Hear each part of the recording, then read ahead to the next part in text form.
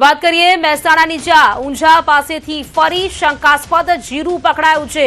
Unjha Patan highway પર આવેલ સિંહી ગામે ફૂડ વિભાગ દ્વારા દરોડા પાડવામાં આવ્યા છે, જેમાં ₹43.64 લાખની કિંમતનું 24,000 કિલો શંકાસ્પદ જીરું જપ્ત કરવામાં આવ્યું છે।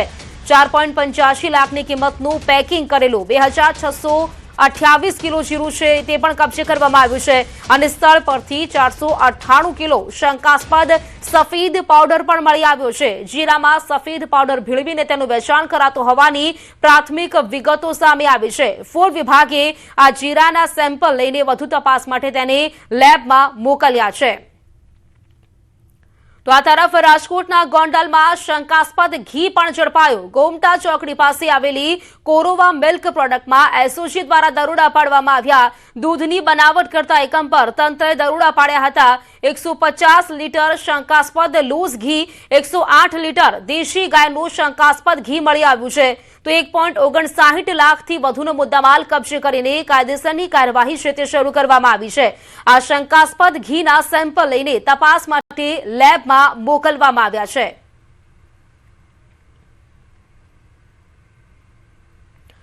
તો અહીં વાત કરીએ નકલીનો ખેલ અહીં ખતમ થવાનું નામ નથી લઈ રહ્યો। વાત કરીએ નકલી જીરુનો કાળો કારોબાર પણ સામે આવ્યો છે। ક્યાંક અખાદ્ય કેરીનો રસ ઝડપાયો છે તો ક્યાંક નકલી જીરું પણ ઝડપાયું હોવાનું સામે આવ્યું છે। આ તરફ વાત કરીએ ઘી છે તે પણ ઝડપી પાડવામાં આવ્યું છે। વાત કરીએ આ ત્રણ દ્રશ્યો આપ જોઈ શકો છો કે એક ગોડાઉનમાંથી લગભગ 16,000 લીટર જેટલું કેરીનો રસ ઝડપી પાડવામાં આવ્યો।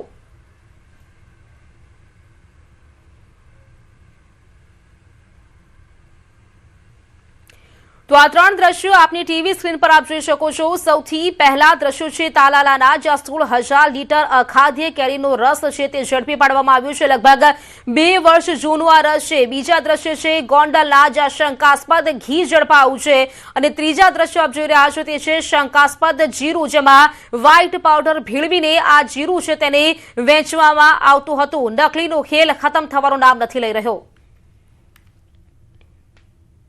તો અરવલ્લીના મેઘરજ તાલુકાના બાઠીવાડા ગામે હોળીની અનોખી પરંપરા આજે પણ જીવંત છે। સમગ્ર દેશમાં જ્યારે ફાગણ સુદ પૂનમે હોલિકા દહન કરવામાં આવે છે, પરંતુ અહીં ધૂળેટીના દિવસે હોળી પ્રગટાવવામાં આવે છે।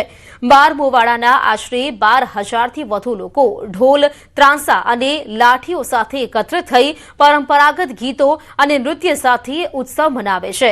આ પ્રસંગે આ હોળીમાં રાજકીય તેમજ સામાજિક આગેવાનો સહિતના લોકો ઉત્સાહભેર જોડાયા હતા।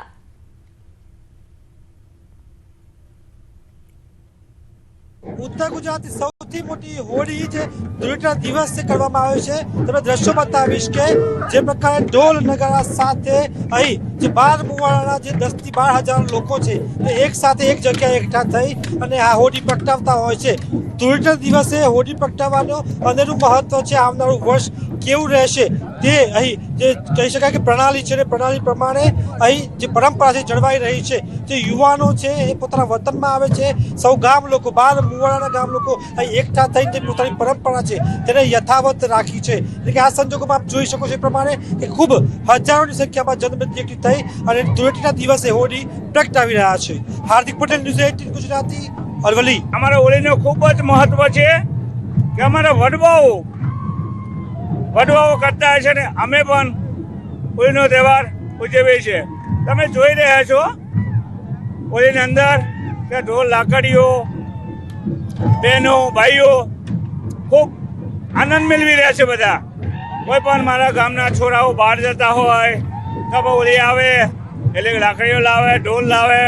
ખૂબ જ અમારા હોળીનું મહત્વ છે।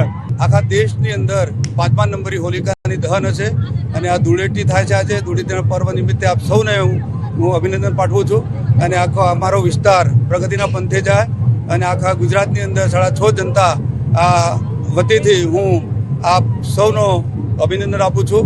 અને આજે આ દેશની અંદર આ મારા મતક્ષેત્ર વિધાનસભા ભિલોડા અને તમામ નાગરિકો અહીં ઉપસ્થિત છે અને સાબરકાંઠાના આખા લગભગ મોટા ભાગના ગુજરાતના હોળિકાની ઉજવણી માટે અહીંયા આવેલા છે।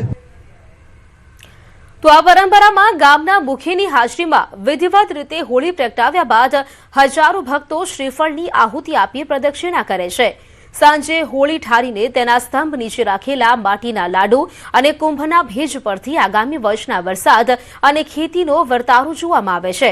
સાથે ગામ લોકો વર્ષો જૂના વેર-ઝેર ભૂલીને ભાતીગળ પહેરવેશમાં સજ્જ થઈને ઠાકોર સમાજના લોકો પોતાની સાંસ્કૃતિક વિરાસતને જાળવી રહ્યા છે। ઉલ્લેખનીય છે કે આ વર્ષે દેશની સૌથી મોટી હોળીઓમાં બાઠીવાડા ગામની હોળીએ 5મું સ્થાન મેળવ્યું છે। બાઠીવાડાની હોળીને દેશમાં 5મો નંબર પ્રાપ્ત થયો છે। તમે દ્રશ્યો બતાવીશ કે જે જોઈ શકો છો કે ધૂળેટીના દિવસે હોળી પ્રગટી છે। શ્રીફળ સાથે જોઈ શકો છો કે અહીંના જે સ્થાનિક લોકો છે એ શ્રીફળ લઈને જઈ રહ્યા છે, જે અંદર હોમવામાં આવશે।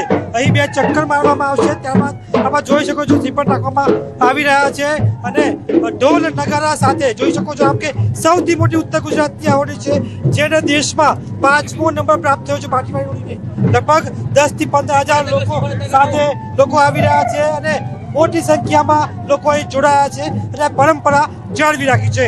હાર્દિક પટેલ, ન્યૂઝ 18 ગુજરાતી, અરવલ્લી। હોળીનો જે આખા વર્લ્ડનું સર્વે આવ્યું અને એમાંય 5મા નંબરે એમાં આ ગુજરાતની આપણે ઉત્તર ગુજરાતની અને એમાં મેઘરજની આ બાઠીવાડાની હોળી આવી છે અને એનું સંપૂર્ણ આયોજન ઠાકોર સમાજની અમારી હોળી સમિતિની ટીમ છે અને એનાથી જ કરીએ છીએ। અમારે આટલી સંખ્યામાં કોઈ પણ પ્રકારનું હથિયારબંધી છે, કોઈ પણ પ્રકારનું વ્યસન પણ કરીને કોઈ આવતું નથી અને આ તહેવાર એ ખૂબ આનંદ અને હર્ષોલ્લાસથી અમે ઉજવીએ છીએ। તો આ તરફ ધૂળેટીના પર્વની અનોખી ઉજવણી કરવામાં આવી રહી છે, જેમાં મહેસાણાના વિસનગરમાં ખાસરા યુદ્ધ અને એકબીજા પર શાકભાજી ફેંકી ધૂળેટીની ઉજવણી કરવામાં આવી। અરવલ્લીમાં ધૂળેટીના દિવસે હોલિકા દહનની પરંપરા રહેલી છે, ત્યારે ભરૂચમાં હોલિકાના પ્રેમે ઇલ્લાજીની માટીની પ્રતિમા બનાવીને સ્મશાન યાત્રા કાઢવાની પરંપરા છે। સ્થાનિકોનું કહેવું છે કે આ પરંપરા બાપ દાદાની પેઢીથી ચાલતી આવે છે। હોળીના દિવસે તળાવની માટીથી ઇલાજીની પ્રતિમા તૈયાર કરવામાં આવે છે અને યુવાનો દ્વારા ધાણી ચણા સહિતનો ભોગ ધરાવવામાં આવે છે। તો આ તરફ પોરબંદરમાં ગોટાની રમતની પરંપરાથી ધૂળેટીની ઉજવણી કરવામાં આવી, તો જૂનાગઢમાં રા ઉત્સવની પરંપરાથી ધૂળેટીની ઉજવણી કરવામાં આવી।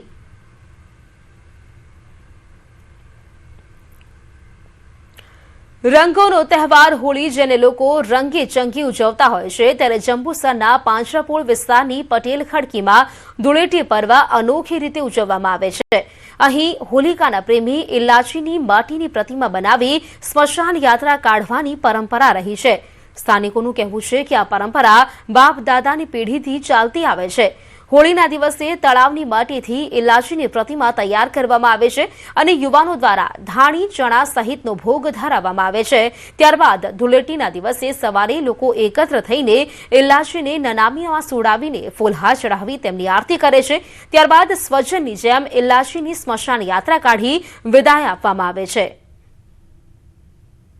હોળિકાનો પ્રેમી ઇલ્લાજી હોય છે અને હોળિકાનું જ્યારે દહન થાય છે તેના બીજા દિવસે હોળિકા અને ઇલ્લાજીનું લગ્ન હોય છે, પરંતુ જ્યારે હોળિકાનું દહન થઈ ગયું હોય છે અને ઇલ્લાજી એમની પ્રેમ કરતા હોય છે અને એના લગ્ન કરવા માટે જ્યારે બીજા દિવસે ત્યાં જાય છે હિરણ્યકશ્યપ ત્યાં, ત્યારે જોવે છે કે હોળિકાનું દહન થઈ ગયું હોય છે અને તે રાખ હોય છે, પરંતુ એ રાખની અંદર એ ઇલ્લાજી આવટે છે, એની અંદર થી વિવિધ તરંગો અને રંગો ઉત્પન્ન થાય છે। એનો જ ઉજવણ આપણે ધૂળેટીના પાવન પર્વ તરીકે ઉજવણી કરીએ છીએ।